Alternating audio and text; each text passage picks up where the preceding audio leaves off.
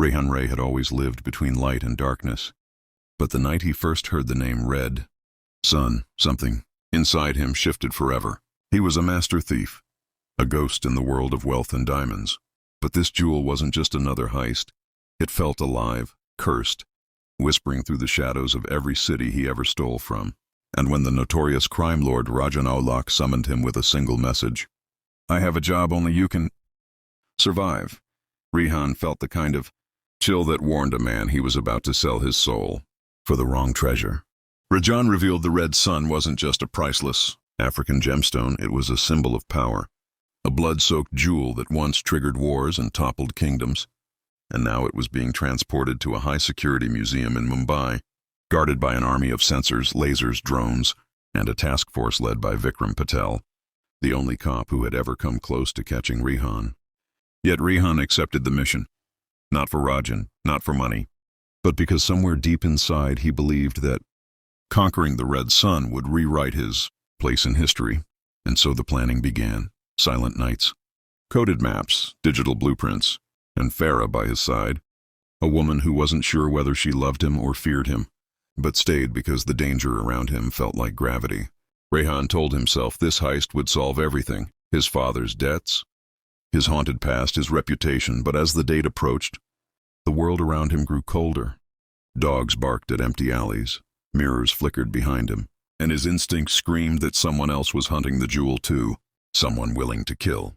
Still, when the night of the heist finally arrived, Rayhan put on his mask, whispered no turning, back, and stepped into the museum where the Red Sun's crimson glow waited like the eye of a living demon. The museum was supposed to be silent, predictable, a playground for Rayhan's legendary skills. But the moment he bypassed the first laser grid, the air felt wrong, too heavy, too still, as if the building itself was holding its breath. And when he reached the central vault, he saw the Red Sun suspended in a reinforced crystal chamber glowing like frozen fire. Yet before he could take a single step, every alarm in the museum detonated at once. Lights exploded into chaos, metal gates slammed shut, and Rayhan immediately realized someone had sabotaged his plan.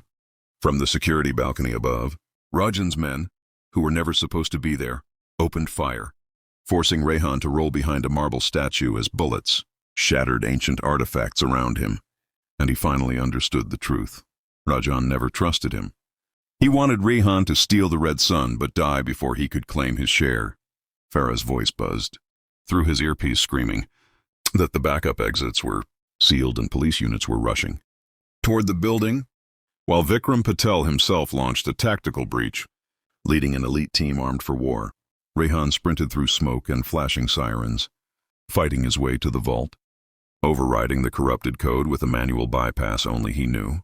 But just as he reached for the Red Sun, the entire vault room shook with an explosion, triggered by Rajan's betrayal, forcing Rayhan to leap through fire, grab the jewel, and crash through a skylight into the night sky, shards of glass raining down as helicopters roared above. He escaped by inches, but something felt off. The jewel in his hand pulsed with strange warmth, almost like a heartbeat, and as he vanished into the darkness of Mumbai's rooftops, he realized the heist wasn't the end. It was only the beginning of a much deadlier chase.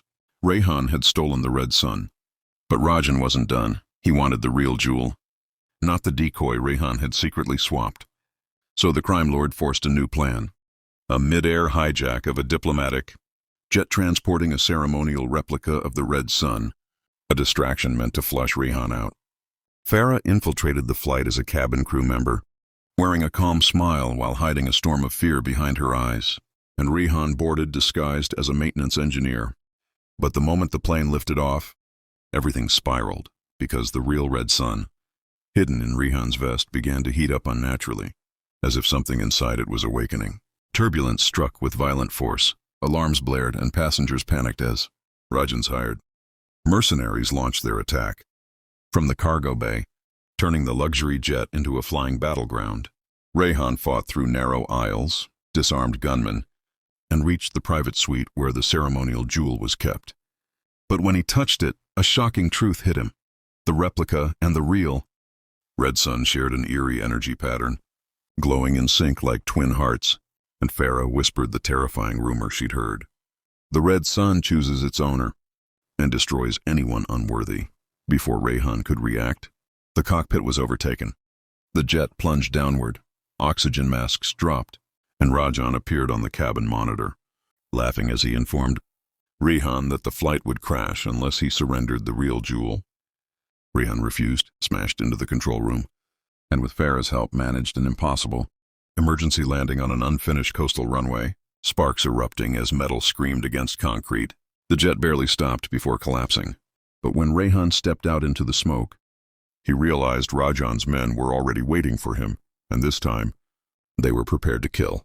The showdown unfolded on the abandoned airstrip under a blood-red dawn, with Rajan facing Rayhan like a serpent ready to strike, demanding the Red Sun in exchange for Farah's life.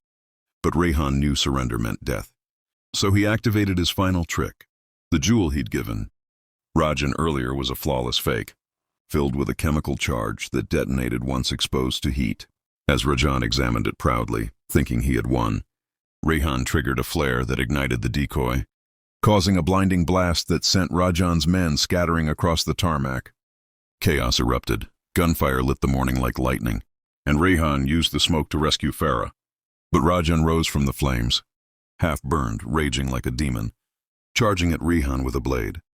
The two men fought brutally, crashing into broken crates and steel bars, until Rayhan finally overpowered Rajan and forced him to sign the hospital ownership papers, a promise Rayhan had made to his dying father before the crime lord collapsed for the last time.